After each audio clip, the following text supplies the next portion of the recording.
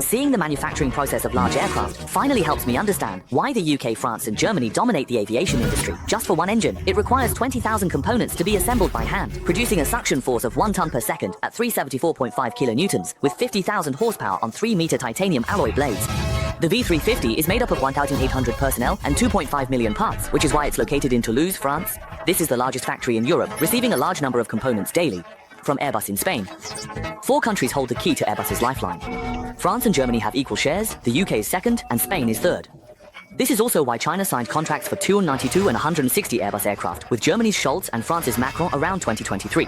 In the first stage of assembling the cabin, 40 employees work simultaneously to focus on the assembly of the cockpit. Each screw and washer has almost incomprehensible requirements, meaning that workers can only use wrenches to tighten them, and they cannot use power tools like it. That Airbus has set a tricky threshold, and every worker must receive 6 months or even 3 years of training before taking up the job. Even if you are here to tighten screws, you have to play with the model machine for 180 minutes. Once it leaks, it will cause water vapor to corrode the wires.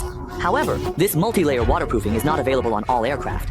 It is to create a large wing that is 32 meters long and 6 meters wide. Tests have shown that the A350 wings can withstand continuous testing in a wind tunnel for 4. The A350's horizontal wing is also made of carbon fiber, with hundreds of metal skeletons spliced together inside, which has the effect of controlling the flight attitude. This design is common in fighter jets.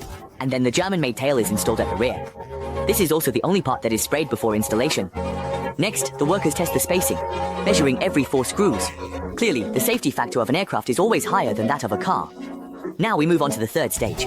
The landing gear, as a heavyweight component of the aircraft, a com, must withstand the 233 tons of weight generated during landing.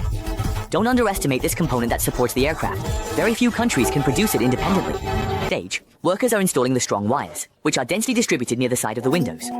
You can think of it as the safety components, being equivalent to the cabin identifiers. According to the engineers, this safety device helps provide protection for passengers. The A350 aircraft of the same model has taken on a rough shape.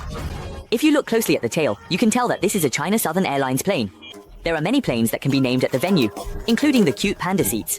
As an indispensable part of the aircraft, the single-row economy class seats of the A350 wide-body aircraft and the narrow-body aircraft are completely different. Compared to wide-body aircraft, which usually have a dual aisle, this allows for a wider and larger seating layout.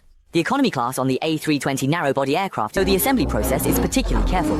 2 people are working, while several others are directing, and it takes about 7 or 8 people to secure it in place, before carefully lowering it with a hydraulic forklift. At this point, we get a detailed view inside the engine. I have to say, the person who invented this thing is about 330 million euros at the time, suitable for medium to long-haul and ultra-long-haul routes, mainly operated by Qatar Airways, Singapore Airlines, and Lufthansa. Secondly, narrow-body aircraft are used for short-haul, frequent routes, while the A350 as a wide-body aircraft is suitable for long-haul routes.